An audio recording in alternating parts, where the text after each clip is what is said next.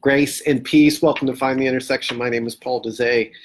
Today we're talking about Hosea chapter 1, verses 2 to 10, and highly recommend you read verse 11 also.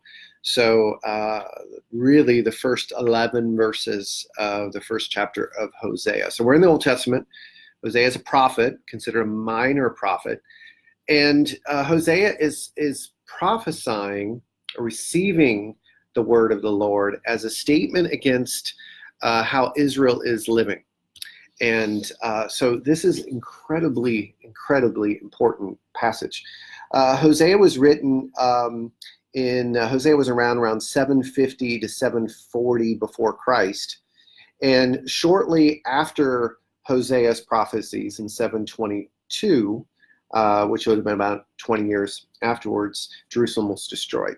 And so because of the unfaithfulness of Israel, the natural consequences of that is destruction. And we bring it upon ourselves when we're unfaithful. So let's take a look at three things that stood out to me in this passage. Number one is the unfaithfulness of Israel. See, the way that God operated with Israel is through covenant, which is a sacred promise. God promised to be faithful to Israel, and Israel promised to be faithful to God.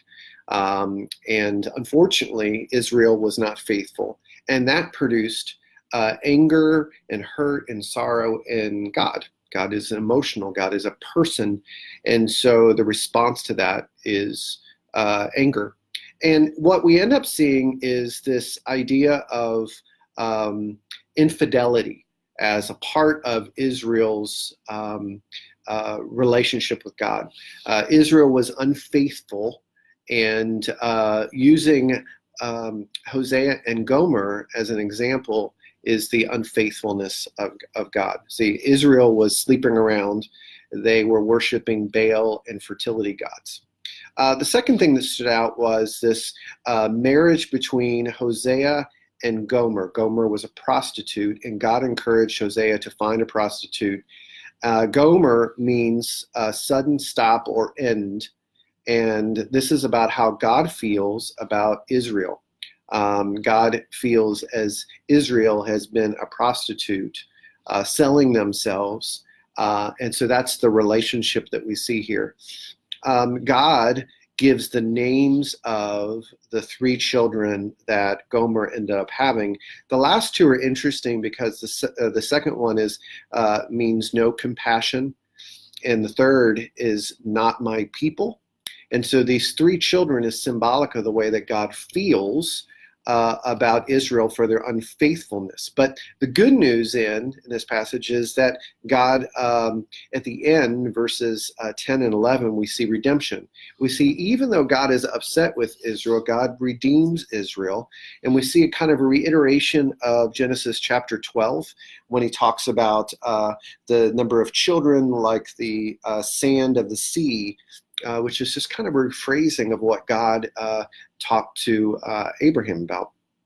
And we see readoption of them as children of God, and we see unity amongst the people instead of brokenness.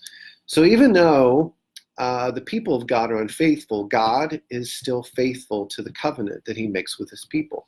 Even though we fail, God is faithful with his love and his grace and his mercy into our lives. Aren't you thankful? So the question that I was wrestling with this morning as I did my study is in what ways am I worshiping other things? In what ways am I giving my attention to other things that bring blessing and instead of God? In what way am I like Israel?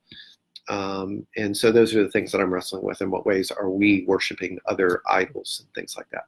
That's what I got. What did you get? If you share your thoughts in the comments, amazing passage today from Hosea. So I'm anxious to hear what you saw today. God bless you. Grace and peace. I'll be back tomorrow with the Psalm.